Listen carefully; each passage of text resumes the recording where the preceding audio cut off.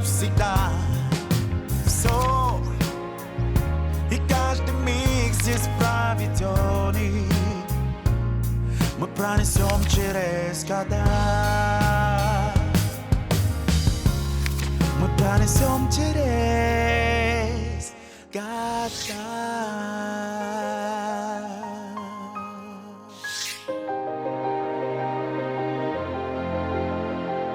Город пышный, город бледный, дух неволи, стройный вид, свод небес зелено-бледный, скука, холод и гранит. Все же мне вас жаль немножко, потому что здесь порой ходит маленькая ножка, вьется локон золотой.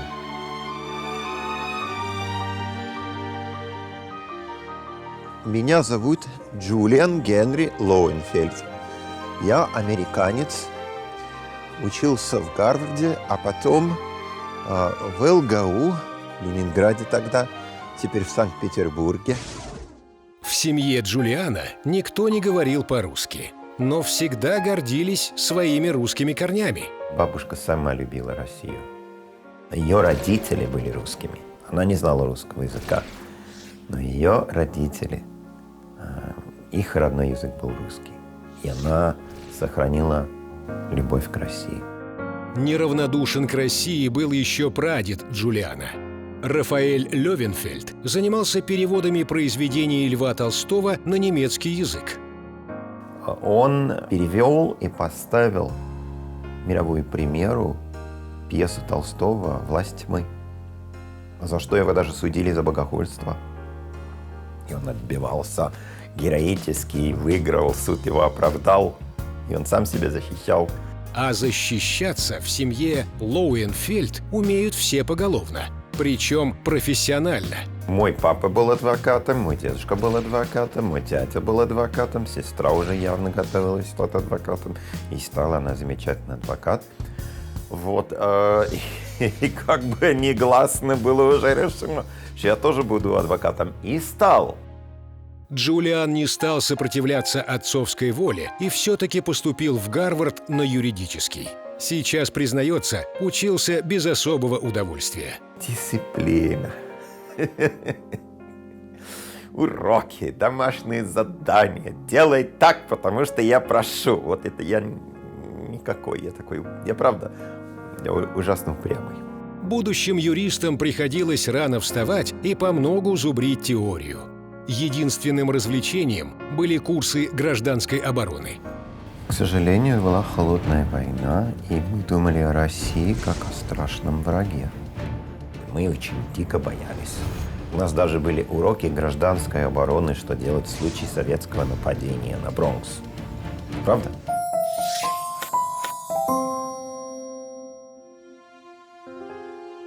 Но в один прекрасный день все изменилось. Опаздывая на лекции, Джулиан случайно услышал, как уличный музыкант исполнял песню. Оказалось, на русском языке. Пока земля еще вертится, ну, знаете, да. Вот, и я приостановился, подошел, спросил, что это за язык. Там что-то такая вот душа, в общем, прет русская душа из этой песни.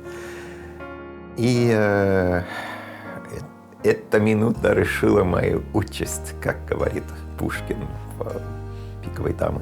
Американского студента с бунтарским характером стало не узнать. Единственный свободный курс русского языка был в 8 утра. Это были такие муки. Вставать, это значит вставать где-то в 6:30. 7. Вот. Но я все-таки записался. Именно на факультативе русского языка Джулиан впервые познакомился с Пушкиным. Получив томик его стихов из рук преподавателя, он уже не расставался с великим классиком. Она как-то вот спросила, а что я больше всего люблю? Я честно ответил, что поэзию. Она мне тут же дала Пушкина. Вот. Что сказала, это, конечно, вы должны это вот получить намного позже, ну вот, на. А вот это мне нравилось.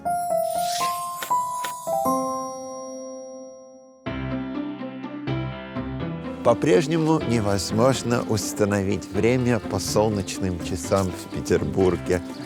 Счастливый студент из Америки, оказавшись в стране изучаемого языка, часов не замечал и дни напролет проводил в университетской библиотеке. Посмотрите, пожалуйста, какая мощь вот этот коридор. Где-то в этих шкафах среди редких книг и рукописей хранится учебник Оксфордского университета по международному праву. Его автор – отец Джулиана. Ой, я нашел книгу моего отца. В их династии адвокатов издание книги было что-то вроде must-have. Посадить дерево, стать отцом и написать книгу. Свою американскую мечту Джулиан тоже воплотил в жизнь, но только в России. И книга его не по юриспруденции, а о любимой поэзии. Здравствуйте. Я хотел бы подарить книгу в библиотеке, хоть что-то вернуть от множества, что я исчерпнул в свое время. Спасибо. В Ленинградский госуниверситет Джулиан поступил в разгар перестройки. Как раз в этот период между Штатами и Советским Союзом начал таять лед. В 1985 году в Женеве Горбачев и Рейган встретились, были достигнуты какие-то договоренности об отправлении каких-то стажеров из американских вузов в Россию, из российских вузов в Америку. И я был среди тех, кто попали вот на эту программу стажировки. Выбор, в какой именно российский вуз поступать, перед американскими студентами не стоял. Кажется, вот очень прилежные и очень надежные студенты были отправлены в Институт иностранных языков имени Пушкина в Москве. А такие были отправлены в Питер. С тех пор Питер – главная муза всей его жизни. И не только его. В библиотеке родного университета Джулиан случайно встретил своих земляков. You're from the United States? Julian Henry Lowenfeld. Я из Америки, перевожу Пушкина. А вы откуда? Я тоже из США. Чем занимаетесь? Алексеем Вяземским. Мы историки. Когда-то семья и окружение Джулиана взволнованно приняли его решение учиться в России. Все-таки уроки гражданской обороны давали о себе знать. В ужасе, кроме бабушки. А бабушка глаза. Потому что бабушка всегда хотела то, что хотел я, во-первых. А во-вторых, бабушка сама любила Россию. Но мифы о суровой стране рассеялись, как только Джулиан стал подъезжать к российской границе. Мы прибыли на поезде из Хельсинки в Выборг. Там вывеска была, то есть воспрещается курить. И тот же самый пограничник тянул сигарету.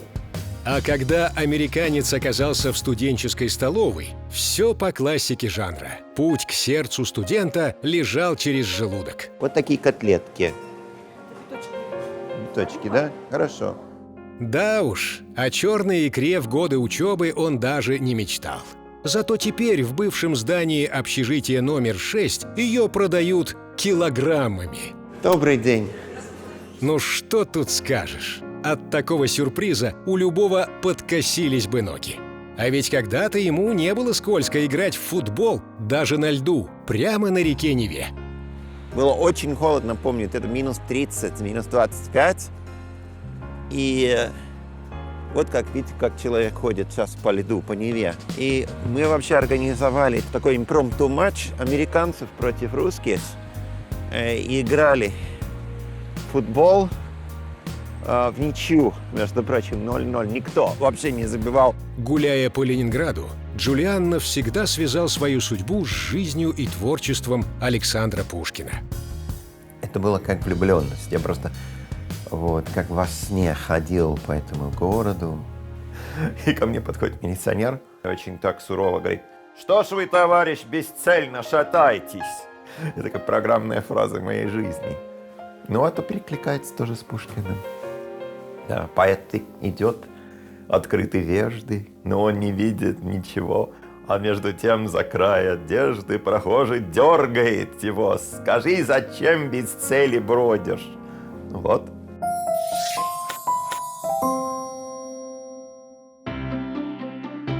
Сегодня Джулиан Генри Лоуэнфельд – один из лучших мировых переводчиков поэзии Пушкина. Во многом благодаря тому, что он не просто поэт, но еще и композитор. Clouds are racing, clouds are writhing, and invisibly the moon lights the snow up as it's rising, noons and nights in gloom. В дуэте с Джулианом часто выступает Сергей Некрасов, директор Питерского музея Пушкина. На пушкинских вечерах они по очереди читают стихи в оригинале и в переводе на английский язык. И до сих пор сам Пушкин для них загадка. Вот от этих глаз не оторваться. И словно какая-то энергия все-таки в тебе появляется. То есть вот это поразительное свойство. Ни один другой экспонат в музее не обладает таким свойством. Никогда не стоял здесь. Но у меня на своем компьютере это заставка. Вдохновившись рисунками Пушкина, Джулиан отправляется в любимую типографию редких книг – обсудить дизайн будущего издания. Я бы хотел вот это издать, но, как вы умеете, как бы подарочное издание для высокопоставленных гостей России и тому подобное. Здесь все как в XIX веке. Те же инструменты, тоже трепетное отношение к каждой книге. Накатывается краска, кладется бумага, и вот так вот печатается оттиск, потом выкатывается, снимается. И вот здесь только что вот нарезали бумагу, готовится новый тираж. А кроме книги, в планах у главного переводчика Пушкина постановка пьесы об американцах для русских. Музыку он уже написал. Осталось собрать команду. Привет, дорогой. Сколько лет, сколько зим. Вместе со своими приятелями, театральным режиссером и художником-постановщиком, Джулиан познакомился еще во время учебы. Вот, Нью-Йорк, 32-й год, на английском языке, Амар Хайям будешь изучать. Считай, что это как Библия. И посмотрим, A каков loaf перевод. of bread, a jug of wine, a book of verse, and thou beside me singing in the wilderness. Oh, wilderness, where paradise are now. Вот это. И, как известно, студенческая дружба самая крепкая. Наверное, я немножко обрусел, да? Это хорошо. Широта. Способность видеть многогранность жизни. Понять, что не все однозначно. Это любовь. Я люблю Россию. Я здесь себя чувствую хорошо. Я здесь творю. То есть, как ни странно, вот я здесь как бы выпустил корни. А там я чувствовал себя немножко отчужденным. При всей любви к моей стране. Умом Россию не понять, аршином тоже не измерить. Но давайте хотя бы оценим степень родства американского юриста с поэтической русской душой. Дисней или Союзмультфильм? Оба. Питер или Нью-Йорк? Оба. Царское село или Централ Парк? Ну, опережает Царское село, но люблю Центральный парк. Кола или квас? Квас. Петергоф или Манхэттен? Манхэттен. Шапка-ушанка или ковбойская шляпа? Берет. Бургер или пирожки? Пирожки. Адвокатура или поэзия? Поэзия. Итого 6-3. Такой жаркой битвы не было даже на льду у общежития номер 6. Видимо, пока шли уроки гражданской обороны в Гарварде, студент Джулиан читал стихи Александра Сергеевича. Потому что в высшем суде великие гении не спорят между собой, а объединяют все человечество. Мы пронесем через года. Мы пронесем через года.